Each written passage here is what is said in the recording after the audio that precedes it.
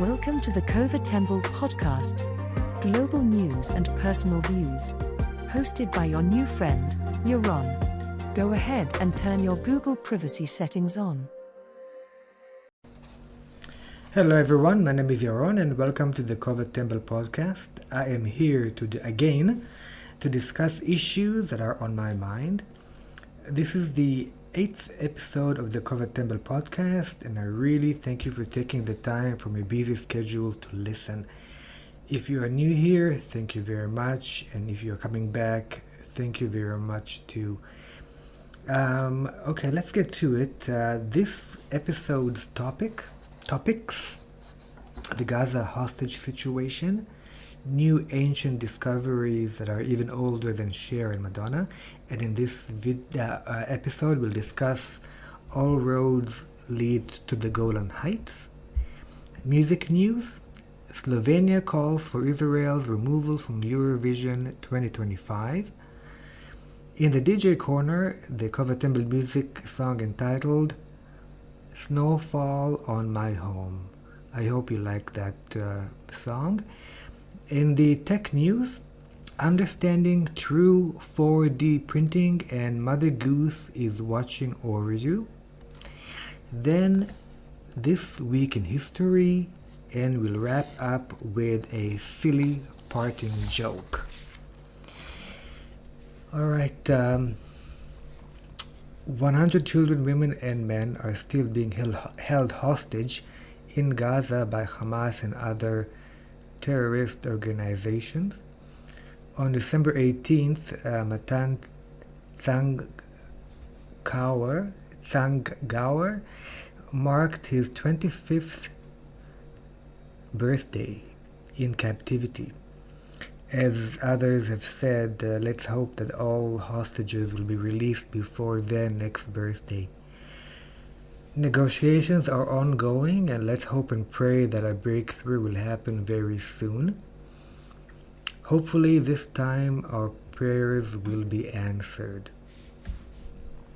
In ancient discoveries, a recent discovery has confirmed that a Roman road in the Golan Heights in Israel, in the northern Israel, was built in the late 2nd century AD. Researchers from Tel Aviv University's Institute of Archaeology shared their findings in an article entitled Between Golan Heights and Hippos, the Roman Road in the Southern Golan Heights in its context. This is from aurora-israel.co.il. According to the study, this road, which was built in the second half of the 2nd century AD, was an important route connecting Mediterranean ports to the Syrian interior. Milestones along the way are dedicated to Roman emperors Marcus Aurelius and Lucius Verus, dating back to 162 to 163 AD. This discovery offers fresh insights into how Roman infrastructure was planned and used in the Golan, highlighting its strategic importance. Anyways, Roman roads have been found across the Golan before, and they're often associated with military transport and safe movement of people and goods. But this particular road is different. It mostly avoids ancient settlements. It suggests it was this discovery suggests that it was built for strategic reasons rather than to connect local communities. The researchers also raised the possibility that the road's avoidance of Jewish settlements might have been intentional, perhaps due to security concerns at the time, which was smart thinking. Don't mess with the Israelite Defense Force. In music news, this is interesting. Slovenia calls for Israel's removal from Eurovision 2025. I'll tell you a little bit about the Eurovision Song Contest. It's I watched it almost every year practically, and so I'll just talk a little bit about, describe what it is. For those of you who don't know, the Eurovision Song Contest is an annual music competition where countries, and it was established in 1956, and I believe it was San Remo, and most countries are from Europe, and they come together to showcase their talents. By the way, Israel is a very successful member of Eurovision, having won 4 different times, and in the top 5 many times. Anyway, each country sends one act to perform an original song live, making for a night full of amazing performances and plenty of variety. If you ever watched it, you'll know. It's quite a spectacle. In 2024, the Eurovision reached a record-breaking audience of 163 million viewers. And beyond the competition, it's all about bringing people together and celebrating creativity through music. Well, apparently the Slovenian Broadcasting Council has sent a formal letter to the European Broadcasting Union, or the EBU, urging Israel's expulsion from the 2025 Eurovision Song Contest in Basel. It's going to be in Basel this year. The contest is held in the country that had won it in the previous year. The council even considered blacking out Israel's performance on TV if it participated, but ultimately decided to focus on submitting the letter. This demand, supported by Slovenia's public broadcaster RTVSLO, comes in response to the ongoing conflict involving Israel, Hamas, Lebanon, Syria, and Yemen. Can you believe it? Anyway, during discussions, apparently the Slovenian Council debated more drastic actions like boycotting the contest or not airing Israel's performance. However, they settled on pushing for Israel's removal and updating the public on their efforts. And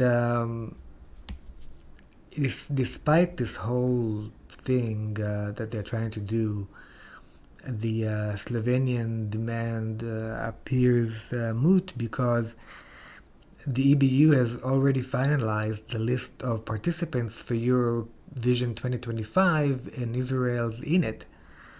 So unless something extraordinary happens, Israel is going to perform. Israel, by the way, have not yet decided which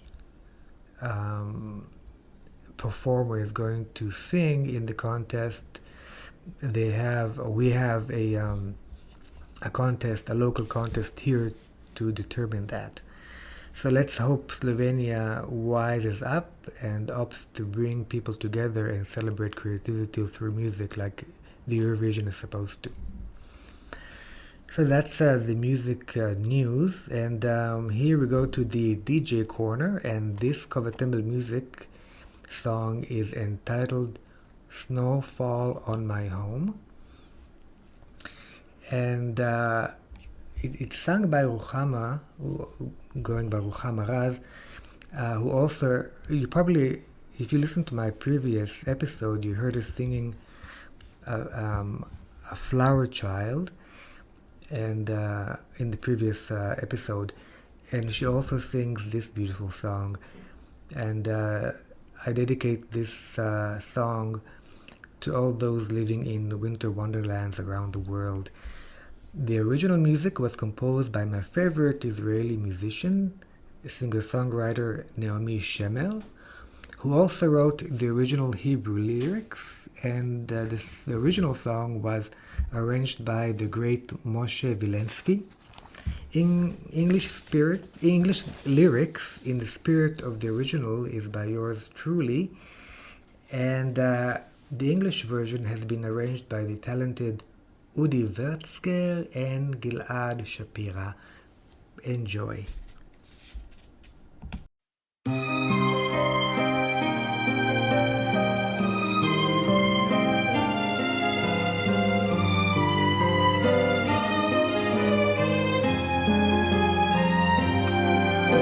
Snowfall on my home, comes the break of dawn. To the lands of warmth, my true love has gone. Snowfall on my home, and the night so cold.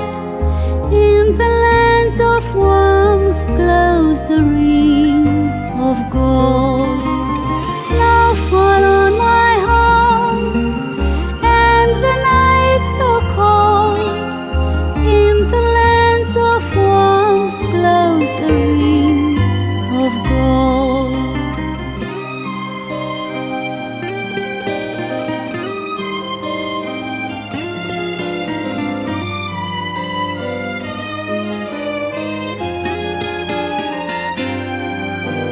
Sap of sugar plums, favored season fruit, on a camel's back, savored spice of root. Here you shall return, sunshine of my love. From a horse-led sleigh you have sent a dove. Here you shall return, sunshine of my love. From a horse-led sleigh you have sent a dove.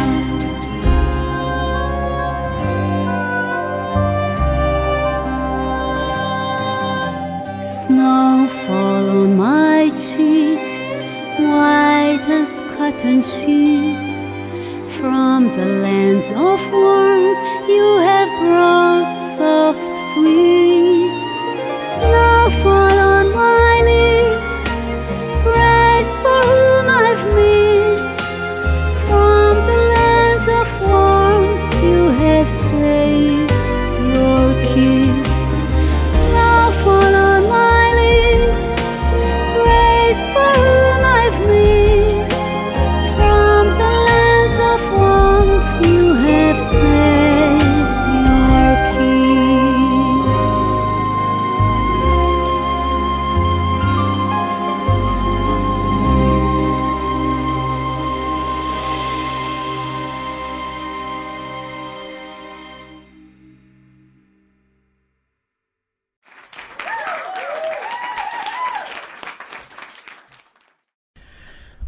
I hope you enjoyed the musical break. I'll leave the link to the song in the description below. If you like the content of this episode or this podcast, please like, comment, and share, and of course subscribe. And you might want to tell your friends about the world's best new podcast, and then tell them about this one too. Thank you very much for listening, by the way. Now let's go into tech news. Now,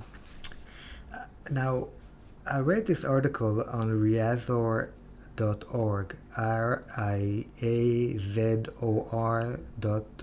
riazor.org, and I'm going to paraphrase a part of the article that I read on that website. Here's the paraphrase, and then I'm going to talk a little bit about that. The concept of an additional dimension has fascinated scientists and writers for years, and 4D printing brings this idea into reality. Unlike 3D printing, which creates static objects, 4D printing incorporates time as the fourth dimension, enabling objects to change shape in response to external stimuli like heat, light, or moisture.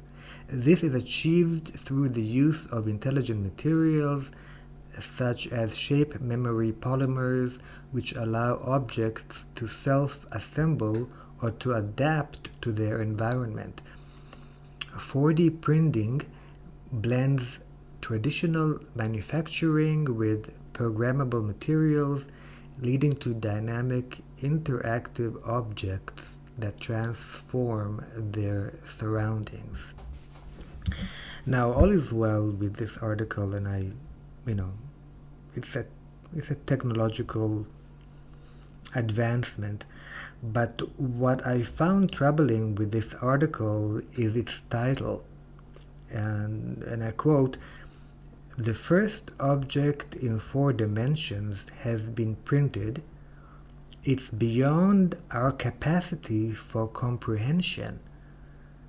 And actually I found that title, insulting. I mean, what do you mean that 4D printing is beyond my capacity for comprehension? I am a divine printout that has a direct relationship with time and space. In fact, on some level, we have created time and space themselves. I'm gonna be also be reading some of my this episode from my notes. I just don't want to miss anything as usual. So my thoughts on this subject, that is, once you understand yourself to be an expression of a 4-dimensional world, you will also be able to understand that your real intelligent self has infinite dimensions, as many as you perceive yourself to have, and that you are able to comprehend it as part of your very nature, and even know that external stimuli like heat, light, and moisture are an integral part of your universal mind-body. So I just thought I'd give my 2 cents worth in response to that particular article. Anyways, on another subject, I watched a short video on Instagram. I guess it was shown to me, or by the algorithm. And in that video, they show a coffee shop from the point of view of a camera, that was installed, at the top of one of the walls or the ceiling. And that it was a camera that monitors the productiveness of the employees and the habits of the customers that walk into that coffee shop. Well, each person was digitally marked, and their behavior is tracked by an AI software and displayed on the screen. That was the video. And the display showed how many cups each barista is making, and where they're standing, and how many customers are being serviced, and how long they're staying in the coffee shop, etc.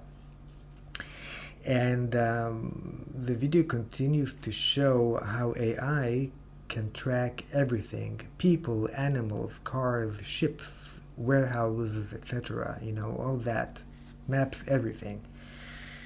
And the AI software then reports its findings to management, and can even draft and send termination notices to non-productive employees who just slack off.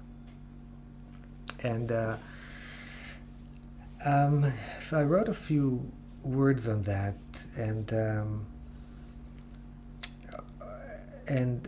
I want to talk about them a little bit. And I think that although some people find it scary, I thought about it a little bit, and I think this type of AI technology can be applied to things that are better for humankind, and it already is, like patients in hospitals and things that could even prevent people from going into hospitals, like monitoring traffic and creating safer road conditions. So I thought about AI and human trafficking. I went into ChatGPT to ask about that, and it gave me some info it sourced from Reuters.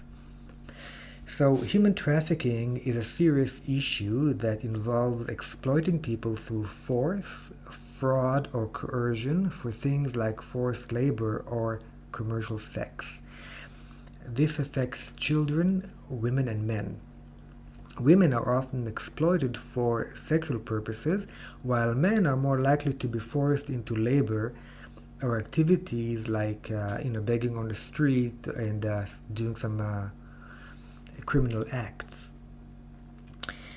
But AI is becoming a powerful tool in the fight against human trafficking. For example, machine learning algorithms are being used to analyze online ads and social media to spot signs of trafficking. AI also helps law enforcement with tools like facial recognition and mapping technologies, making it easier to find and rescue victims. There are some concerns about privacy and racial biases. That's the paraphrase of the Reuters article that ChatGPT gave me. So, on my side of the of my opinion, anyway, I get the ethical problem with AI monitoring everyone. But my question is the value of protecting humans from each other more important than protecting ourselves from privacy infringement by others? Will we be willing to forego our privacy, or will it be mandated in the future? Another question is, who will have the authority to monitor us? Could we all have access to the tracking software? Will be able to watch who is where and what they are doing, like on a dedicated website or even through nanorobots injected into our bodies and send our minds updated data. Maybe in the future all of us will be given nanorobots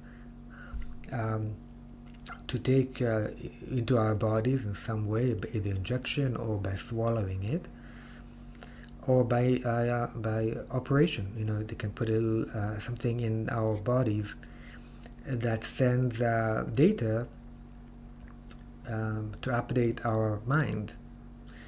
And I talked about it a little bit in the previous episode. So other question that I asked myself, will all of us be willing to give up our privacy in order to protect the well-being of all of us? Will we be animals with tracking chips implanted into us at birth, or even before we are born, through the bloodstream of our parents that had been injected with tracking nanorobots? Will that prevent people who seek to exploit other humans from even thinking about it, because we know what they're up to anyways? If everyone is monitored by everyone else, will everyone just be honest, and ethical? Could that eventually be the norm? Could AI, rather than being our big brother watching us, be our Mother Goose watching over us? Those are some of the questions I had, And there's more questions. It's quite a deep topic because it concerns all of humanity. Do we have to go through all these technological lengths to address and solve an issue that can be addressed and solved ethically through education? This is my big question. And what will satisfy humanity? What will satisfy humanity enough to allow everyone to live and let live? And on a less important matter, what will satisfy humanity to be productive enough to work in a coffee shop without slacking off? What will satisfy humanity? Is there an AI for that? Well, these are my thoughts and questions about that topic. So let's get to this week in history.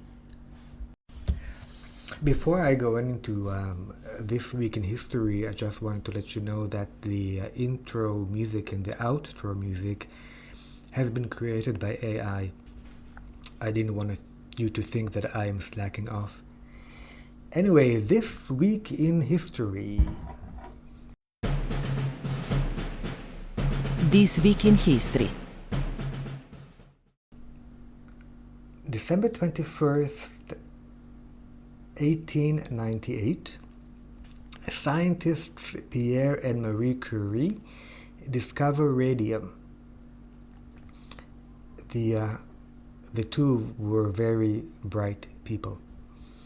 December 22nd, 1849, the execution of Russian writer Fyodor Dostoevsky by firing squad is called off at the last second, apparently because they ran out of mayonnaise. December 23rd, 962, the Byzantine Arab Wars under future Emperor Nicephorus II Phocas, Byzantine troops storm the city of Aleppo, recovering the tattered tunic of John the Baptist. History is certainly repeating itself. December 24th, 1715, Swedish troops occupy Norway. In retaliation, the Norwegians hid all the entire country's supply of screwdrivers.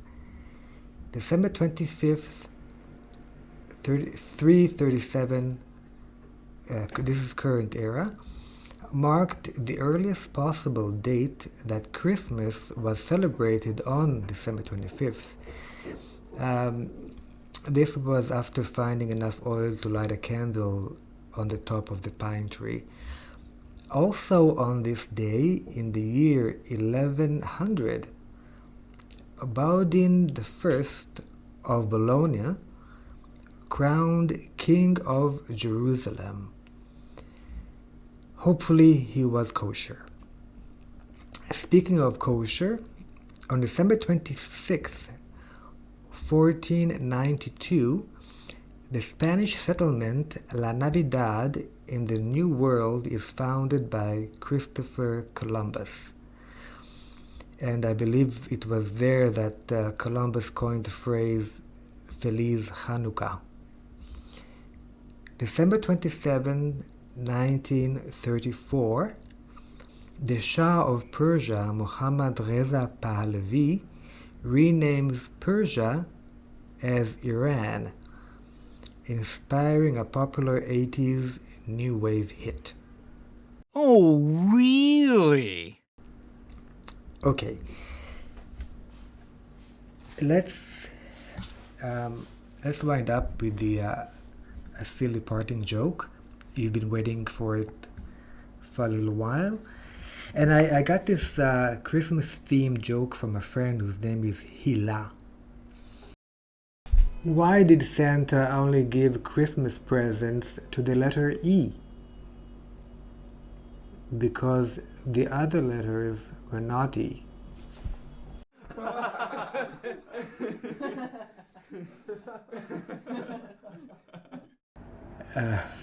Hopefully, I will go on to bigger and better things as a lawyer.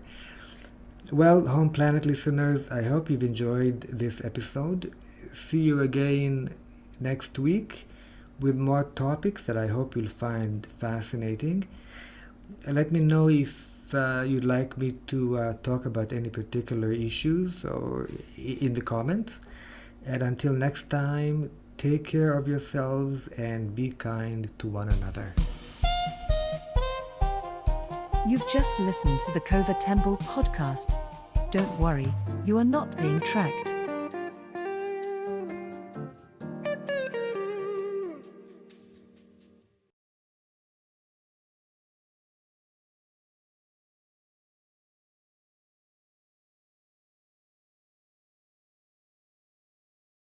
What are you still doing here?